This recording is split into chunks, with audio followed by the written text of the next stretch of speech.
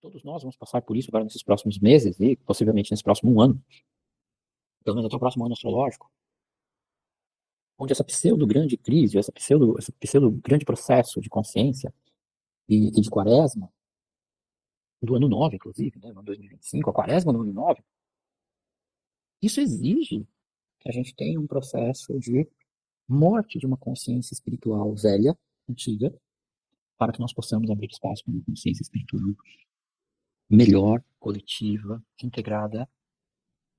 Mas para que isso ocorra, é necessário que nós tenhamos uma consciência dos nossos valores, das nossas aplicações financeiras, nós tenhamos uma consciência de que aquilo que a gente tem de melhor e pior influencia também na relação com as pessoas que nós temos ao redor, nas pessoas que a gente ajuda, nas pessoas que podem nos ajudar.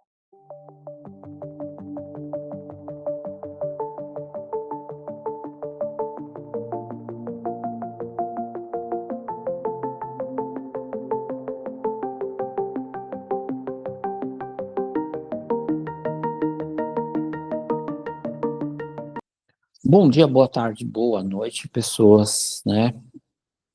Sobre o vazio da existência e a espiritualidade e a consciência espiritual. Não existe uma regra, né? Não existe um modelo que possa dizer que há uma receita para lidar com o ano de 2025 e nem o período próximo, né? 26, 27. O que acontece é, você consegue ficar em silêncio? Você consegue ouvir o seu pensamento? Você consegue passar pelos eclipses, pensando que o eclipse está revelando sempre uma parte das nossas escuridões, né? Então, aproveitando que a gente está passando esse mês pelo Ano Novo Astrológico, em meio a, né, um ano de 2025, ou seja, agora a gente entra numa energia um pouco mais intensa espiritualmente, porque agora é o começo do ano novo astrológico, no meio já de um ano de 2025, de uma vibração 9, e aí a gente pode ler as duas coisas da seguinte forma. No meio, né, e no meio disso tem os dois eclipses e o Mercúrio e Vênus retrógrado, né, vamos lá, né. Primeiro, a ideia, a percepção de que a gente vai ter uma grande crise econômica. Bom, eu sempre falo uma coisa aqui, né? Falando em termos de Brasil e inclusive de América Latina também, né?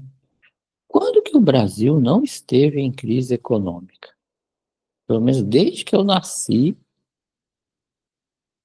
no mínimo ano sim, ano não. Então, a gente pode dizer que os brasileiros, né, tem praticamente todo brasileiro tem pós-doc em crise econômica, né, na prática, né, não tem teoria, né? Então, não sei se tem motivo né, para os brasileiros entrarem em desespero com isso, não, sinceramente, né? Muito pouco provável. Mas claro que ninguém quer viver em crise econômica por toda a vida. Ninguém. E nem é saudável. A gente precisa pensar que, para ter uma evolução espiritual, primeiramente e minimamente, a gente tem que ter um alicerce, no sentido de ter o que comer, ter o que beber, ter o que vestir, ter aonde morar. E aí também vem a pergunta, né, que é o Mercúrio retrógrado com a Vênus, os dois namorando nessa retrogradação, né? A gente pode dizer o seguinte: você está bem onde você está morando? Você está bem em relação às relações que você tem agora? Você está bem com o modo como a sua vida está acontecendo? E o quanto você tem consciência do que está acontecendo. Você participa dos acontecimentos da sua vida ou você apenas observa? E quando você observa, o quanto você percebe a sua interação com a sua vida prática e o quanto você observa a interação disso com a sua alma? Você sabe quando a sua alma está falando? Você sabe quando você está em consciência, né? Ou quando você está no estado do observador, percebendo que não é apenas uma relação egóica de desejo. E você sabe o que é o desejo do seu ego, você consegue perceber isso e consegue perceber quando você está buscando ou vivendo alguma coisa por conta daquilo que você almeja, almejar da alma, né? A alma almeja. O quanto a sua alma está apontando, reverberando, gritando que você tem essa imersão em alguma coisa que corresponde à sua alma e o quanto você está fugindo disso por conta dos desejos do ego, da personalidade humanizada.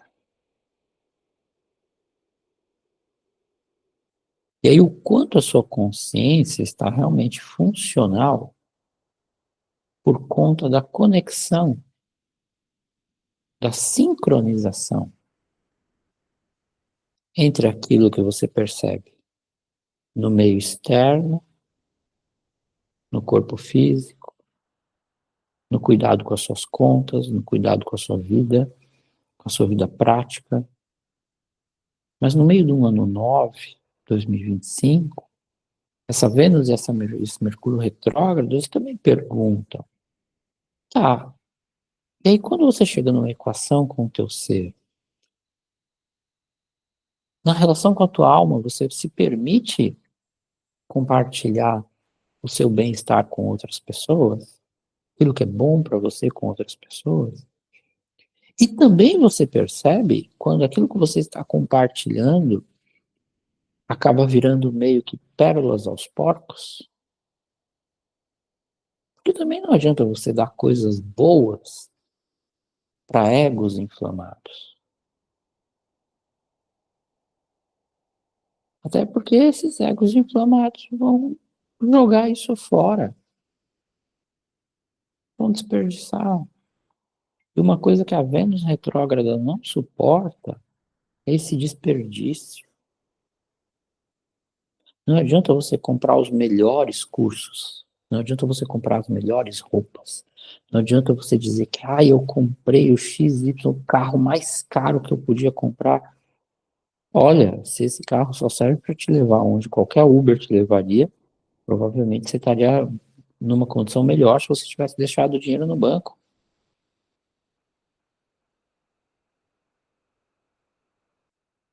Isso é só um exemplo.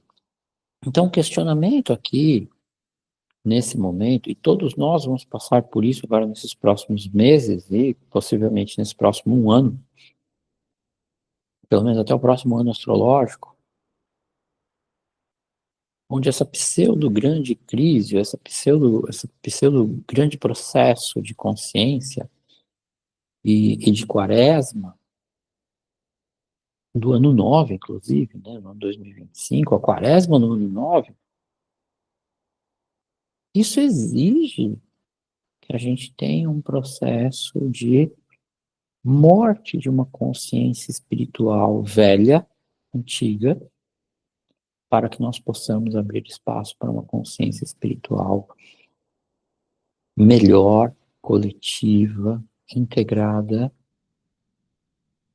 Mas para que isso ocorra, é necessário que nós tenhamos uma consciência dos nossos valores, das nossas aplicações financeiras, nós tenhamos uma consciência de que aquilo que a gente tem de melhor e pior influencia também na relação com as pessoas que nós temos ao redor, nas pessoas que a gente ajuda, nas pessoas que podem nos ajudar. Ah, mas isso é um jogo de interesses. Você está falando de pessoas interesseiras. E você não tem interesse no ar que você respira? Já parou para pensar que se o ar que você respira não for um ar de qualidade, isso vai ferrar com todo o restante do seu sistema, inclusive com o seu pensamento? A qualidade da água que você bebe, se essa água for uma água ruim, como é que você fica? E me diz, você acha mesmo que você vai sentar em posição de lótus e ficar mantendo se você tiver com uma diarreia? Tiver com uma virose brava? Você acha mesmo? Né? Então, a gente precisa falar da vida prática, da vida funcional. Entender que a maneira como a gente lida com a vida funcional, prática e objetiva, estrutura a nossa relação com a espiritualidade, com o que é pseudamente espiritual, e não o contrário. E para nós vivermos uma espiritualidade dita ascensional, se é que isso existe mesmo, é necessário que antes de se chegar nisso, as nossas contas estejam pagas, que a gente esteja minimamente em paz com a gente mesmo, e que mesmo que os nossos objetivos estejam distantes, ainda assim que esses objetivos existam, para que de alguma forma a gente possa continuar tendo uma experiência humana em detrimento da evolução espiritual.